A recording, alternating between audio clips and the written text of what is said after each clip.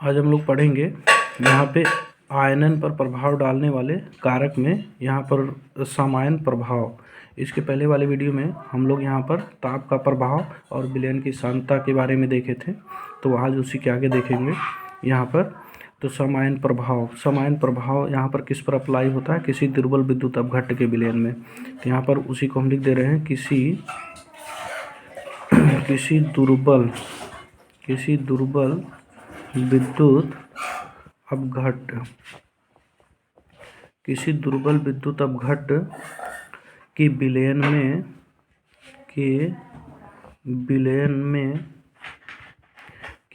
में सम आयन मिलाने पर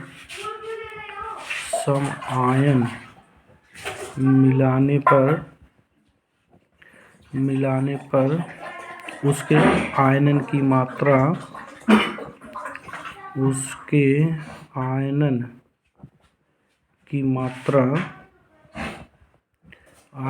मात्रा कम हो जाती है। आयनन की मात्रा कम हो जाती है। इस प्रभाव को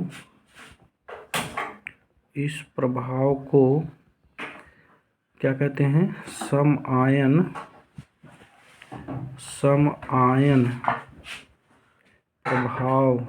आयन प्रभाव या कॉमन आयन इफेक्ट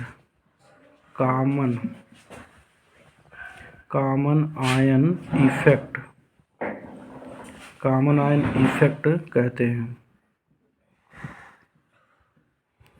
उसी को यहाँ पर देखेंगे। समायन प्रभाव क्या होता है? किसी दुर्बल विद्युत अपघट्ट के विलयन में सम आयन मिलाने पर आयनन की मात्रा कम हो जाती है। इस प्रभाव को क्या कहते हैं? यहाँ पे समायन प्रभाव या कॉमन आयन इफेक्ट के नाम से जानते हैं। तो यहाँ पर जैसे देखेंगे एग्जाम्पल में, जैसे यहाँ पर एस्टिक अम्ल एक दुर्बल वैद्युत अपघट्ट है। यहाँ पर जैसे देखेंगे CH3COOH, जैसे यहाँ पर पीछे हम लोग यहाँ पर वैद्युत अपघट्ट की प्रकृति में हम लोग यहाँ पर जाने थे, वहाँ पर प्रबल अम्ल, दुर्बल अम्ल, वहाँ पर दुर्बल अम्ल, दुर्बल क्षार के बारे में वहाँ पर देखे थे।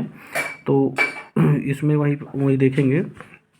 एस्टिक अम्ल जो होता है ये कैसा होता है? ये दुर्बल विद्युत अपघट्ट होता है। ये दुर्बल विद्युत अपघट्ट होता है, अब यहाँ पर देखेंगे ये इसका जब इसको जलीय विलयन में मिलाया जाता है तो इसका आयनन कुछ इस प्रकार से होता है। तो यहाँ पर देखेंगे CH3COO- और यहाँ पे प्लस क्या हो जाएगा? H+ हो जाएगा। अब इसमें ध्यान देना है कि ये क्या है? यहाँ पर एस्टिक अम्ल को जल में मिलाया गया। जल में मिलाने पर ये अपने आयनों में टूट गया। अब यहाँ पर उसी जल में क्या किया जा रहा है? सोडियम एसीटेट को मिलाया जा रहा है। जबकि सोडियम एसीटेट क्या है? CH3COONA। ये आपका सोडियम एसीटेट, ये आपका क्या है? ये प्रबल वैद्युत अपघट्ट है। यहाँ पर ये क्या है? प्रबल वैद्युत अपघट्ट है। प्रबल वैद्युत अपघट्ट है। अब यहाँ पर ध्यान देना, ये जैसे एक पात्र है, यहाँ पर इसको ऐसे समझते हैं, जैसे एक पात्र है, इस पात्र में हमने क्या मिलाया? यहाँ पर जैसे CH3COOH एस्टिक एसिड को जैसे मिलाया तो ये अपने आयनों में क्या हो गया? ये CH3COO- और H+ में क्या हो गया? टूट गया। अब इसी में प्रबल वैद्युत अपघट्ट जैसे सोडियम एसीटेट को मिलाया जा रहा है, इसी में यहाँ पर CH3COONA को मिलाया जा रहा है। अब इसको जब मिलाया जाएगा तो इसी में टूटेगा। किस में टूटेगा? यहाँ पर ये टूट जाएगा, यहाँ पर ये टूटेगा, यहाँ पर CH3COO- और यहाँ पर क्या हो जाएगा? Na+। अब यहाँ पर ये ध्यान देना है। तो जब यहाँ पर इसको ये क्या है? प्रबल वैद्युत अपघट्ट है, तो यानी कि दोनों एक ही पात्र में मिलाया जा रहा है। अब मिलाने पर जलीय विलयन में यहाँ लगभग क्या होता है? ये जलीय विलयन में पूर्ण रूप से आयनित हो जाता है। मतलब ये CH3COO- और Na+ ये पूरा टूट जाता है। तो इस प्रकार से एस्टिक अम्ल विलयन में जो सोडियम एसीटेट मिलाने पर मिलाने पर ये जो एसीटेट है, यहाँ पर एसीटेट आयनों की सांद्रता क्या होती है, बढ़ जाती है। मतलब जब ये अपने आयनों में टूटता है, यहाँ पे H3COO माइनस और यहाँ पे Na+, ये देखेंगे यहाँ पर इसकी सांद्रता क्या होती है, बढ़ जाती है। इसकी सांद्रता यहाँ पर क्या होती है, बढ़ जाती है। ध्यान देना है, हम लोग जब लासातली का नियम पढ़ रहे थे तो उसमें जब यहाँ पे जिसकी सांद्रता बढ़ा जाए, अब यहाँ पर ध्यान देना है कि इसकी यहाँ पर ये इधर सांद्रता बढ़ रहा है। अब सांद्रता इधर बढ़ रहा है तो सांद्रता को के प्रभाव को ख़त्म करने के लिए अपक्रिया उस दिशा में जाएगा जिधर उसका प्रभाव ख़त्म होता है। यानी कि यहाँ पर देखेंगे CH3COO माइनस की सांद्रता बढ़ जाती है। कहने का मतलब जब इसकी सांद्रता बढ़ाएंगे, अपक्रिया आप बताइए किधर जाएगा, यहाँ की अपक्रिया पश्चिम दिशा में जाएगा, तो यानी कि अपक्रिया इधर जाएगा। कहने का मतलब जब अपक्रिया पश्चिम दिशा में जाएगा तो इसका मतलब CH3COOH की वियोजन की मात्रा क्या होगी, घट जाएगी। तो कहने का मतलब यहाँ पर उसी को यहाँ पर हम लोग यहाँ पर देखेंगे। तो यही होता है समायन प्रभाव, यानी कि दोनों समायन होने के कारण यहाँ पर ये इसकी वियोजन की मात्रा बढ़ती नहीं बल्कि क्या होती है, घट जाती है, क्योंकि अपक्रिया ये पश्चिम दिशा में जाएगा। जब पश्चिम दिशा में जाएगा, जाहिर सी बात है यहाँ पर वियोजन की मात्रा क्या होगी, घट जाएगी।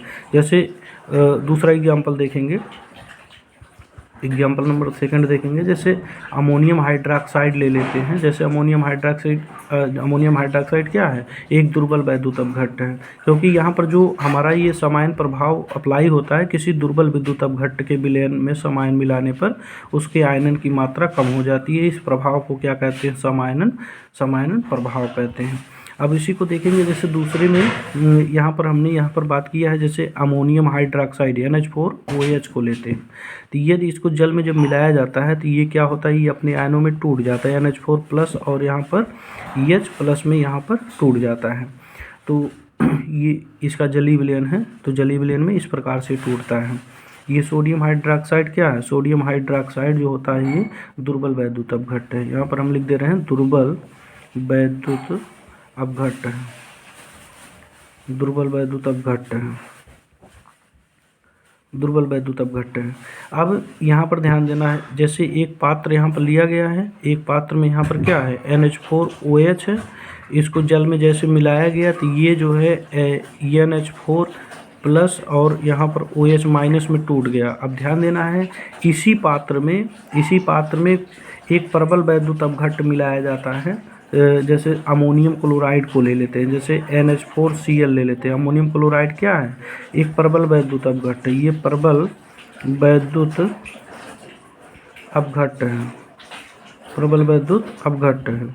यहाँ पर ये देखेंगे, अब इसी को इसमें मिलाया जाता है, तो इसको जैसे जल में मिलाएंगे तो जल में मिलाने पर क्या होगा, यहाँ पे NH4Cl जो है ये जल में जैसे मिलाएंगे तो यहाँ पर ये अपने आयनों में क्या होगा, पूर्ण रूप से वियोजित हो जाएगा। कहने का मतलब यहाँ पे NH4+ हो जाएगा और यहाँ पे प्लस क्या हो जाएगा, Cl- हो जाएगा। अब ध्यान ये देना है कि इस विलयन में, यहाँ पर जो ये विलयन है, इस विलयन में इसकी मात्रा बढ़ रही है। यहाँ पर ये भी अपने आयनों में वियोजित हुआ, NH4OH वियोजित हुआ तो NH4+ OH- हुआ। और जब यहाँ पर ये दुर्बल विद्युत अपघट्ट है, जब प्रबल विद्युत अपघट्ट इसमें मिलाएगा तो यानी कि NH4Cl, ये प्रबल विद्युत अपघट्ट, इसको जब मिलाएगा तो ये अपने आयनों में पूर्ण रूप से वियोजित हो जाता है। कहने का मतलब ये टूटेगा तो इसमें टूटेगा Na+, यहाँ पर NH4+ में, NH4+ और Cl- में टूटेगा। अब ध्यान देना है कि विलयन में इसकी मात्रा क्या हो रही है, बढ़ रही है, इसकी मात्रा यहाँ पर बढ़ रही है। तो इसका मतलब ये क्या हो जाएगा, यहाँ पर अब लासातली नियम में क्या बताया गया था कि यहाँ पर जिसकी सांद्रता यहाँ पर बढ़ेगी, अगर से हम यहाँ पे इसकी सांद्रता बढ़ाएंगे तब क्रिया इधर जाएगी, और इसकी सांद्रता बढ़ाएंगे तब क्रिया इधर जाएगी। तो यानी कि यहाँ पर क्या हो रहा है, यानी कि इस सब क्रिया में यहाँ पे NH4+ की सांद्रता क्या हो रही है, बढ़ रही है। NH4 की सांद्रता जब बढ़ रही है तो इसका मतलब क्या हो जाएगा, यहाँ पे अब क्रिया उस दिशा में जाएगी जिस तरफ इसका प्रभाव खत्म हो सके। तो यानी कि अब क्रिया यहाँ पे, ये क्रिया पश्चिम दिशा में जाएगी। जब पश्चिम दिशा में जाएगी तो इसका मतलब ये क्या हो जाएगा, यहाँ पे NH4+ और H+ की वियोजन की मात्रा क्या हो जाएगी, घट जाएगी। तो यहाँ पर कह सकते हैं कि अगर से हम एक लाइन में बोले तो यहाँ पर कह सकते हैं NH4OH के आयनन की मात्रा क्या होगा, कम हो जाएगा। NH4 के आयनन की मात्रा कम हो जाएगा, कम हो जाता है। ये इस तरीके से यहाँ पर इसको हम प्रयोग करेंगे। इस तरीके से हम यहाँ पे आयनन पर प्रभाव डालने वाले कारक के बारे में हम लोगों ने यहाँ पर देखा। तो उसी को हमने क्या क्या प्रभाव के बारे में देखा। पहली चीज़ हम लोग यहाँ पर पहला चीज़ हम लोग वैद्युत अपघट्ट की प्रकृति के बारे में देखें, दूसरा चीज़ विलय की प्रकृति के बारे में देखें, तीसरा चीज़ हम लोग ताप के प्रभाव के बारे में देखें, और चौथा चीज़ यहाँ पर विलयन का सांद्रण के बारे में देखें, और पांचवी चीज़ यहाँ पर हम लोग क्या देखे हैं, समायन प्रभाव के बारे में। तो इस प्रकार से यहाँ पे ये आपका आयनन प्रभाव पूरा होता है।